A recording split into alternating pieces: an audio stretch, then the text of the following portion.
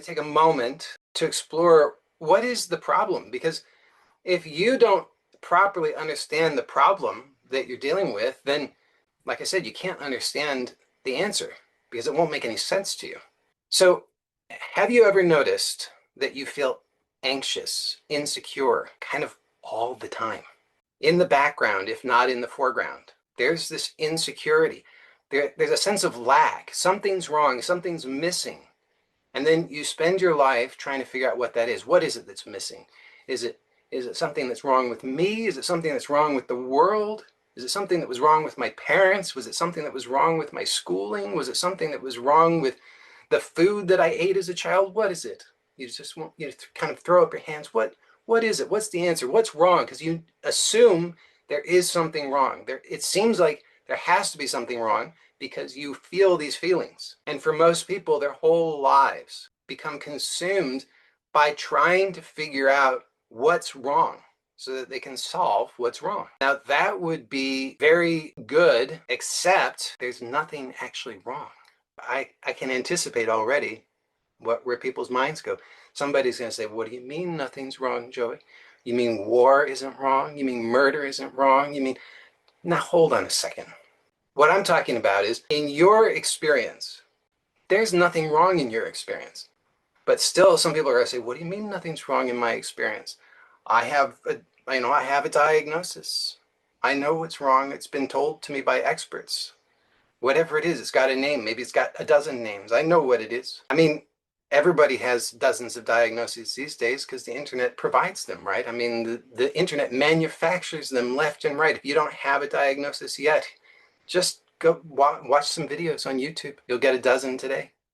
So we all have ideas of what the problem is because we've given names to it. Others have given names to it. It's whatever it is. It's childhood trauma, it's ADHD, it's some, medical sounding thing in Latin. It's whatever it is.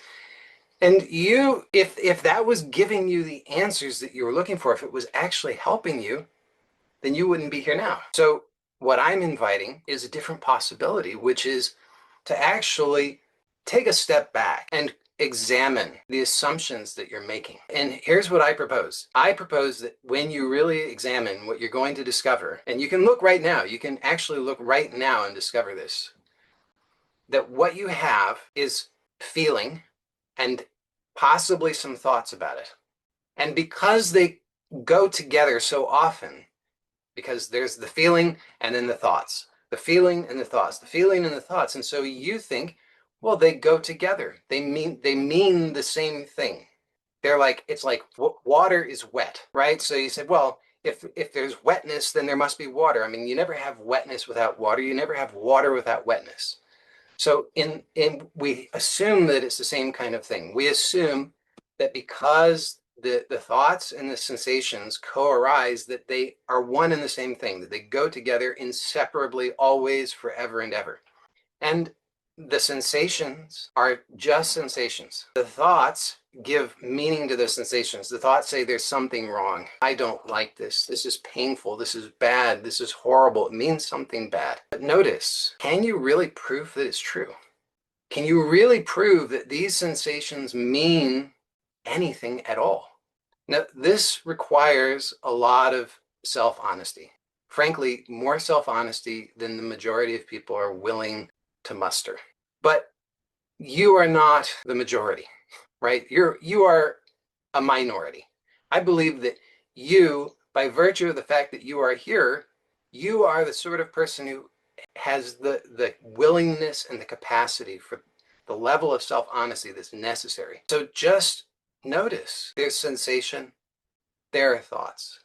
Apart from the fact that they co-arise, is there anything else that connects them? And the mere fact that they co-arise does not prove that they are one and the same.